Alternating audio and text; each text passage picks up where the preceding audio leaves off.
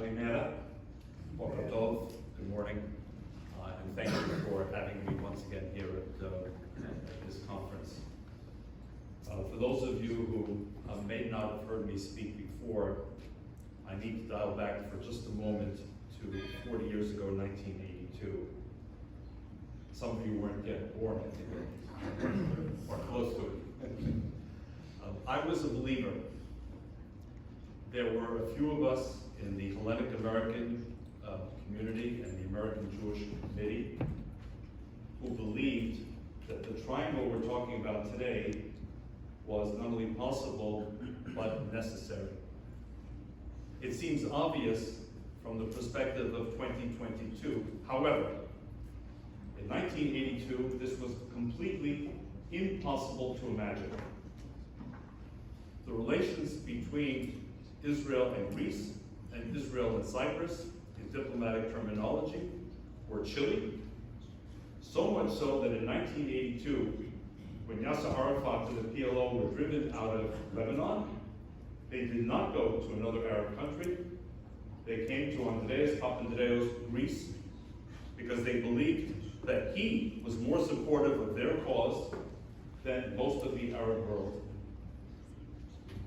10 years later, we had the first fruits of the thawing, but the question remained, was this personal to the leadership of the time? In the case of Athens, Mitsotakis the father and his foreign minister Samaras. And we learned 10 years later that indeed this was becoming more institutionalized in both countries. As we witnessed changing administrations in Nicosia and in Athens and in Jerusalem, this went beyond the personal to a recognition that this was indeed in the vital core strategic interests of all three countries to develop a more coherent and consistent and deepening policy. 10 years later, in 2012, however, there was a big bump in the road. Greece became synonymous in the English language with decline. So much so that Republican nominee Mitt Romney in the 2012 presidential debate used the word Greece as the warning to America of what would happen if indeed America went in the wrong direction, meaning voted for his opponent.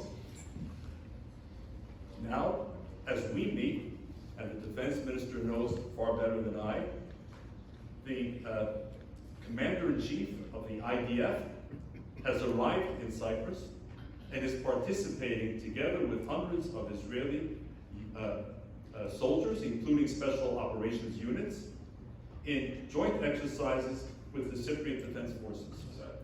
That's how far we have come. And one can go further in describing the depth and the breadth of the strategic partnership that has evolved among these three countries. I'm a believer in 2022 about a future.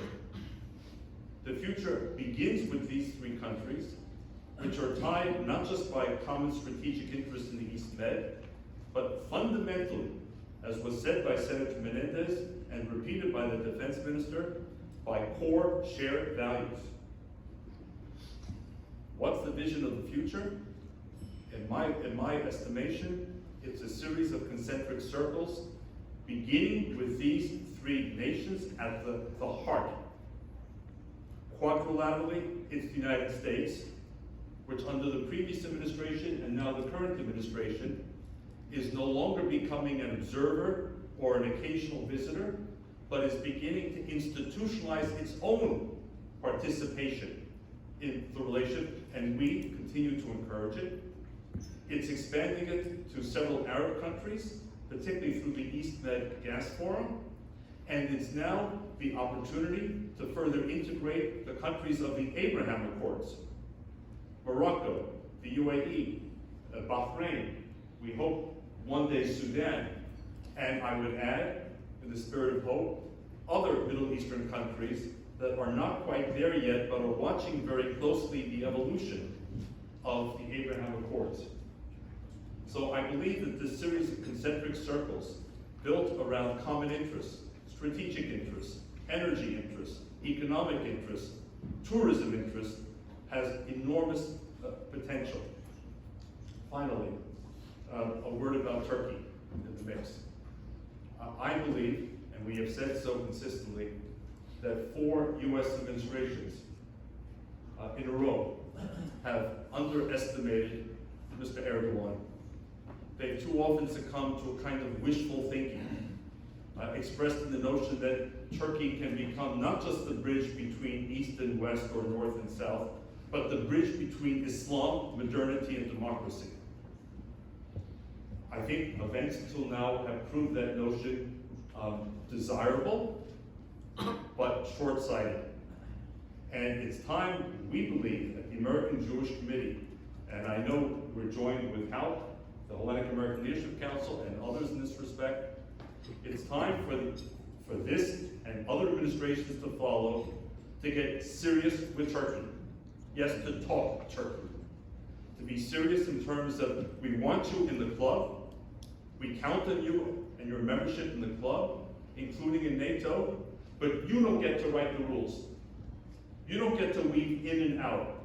We will not accept the fact that your overflights of Greek airspace, your circumvention of sanctions with Russia, your violation of the exclusive economic zone, your continued occupation of up to 40% of the Cypriot island, that we can coexist with these consistent violations of the international order and at the same time call you an ally and a partner.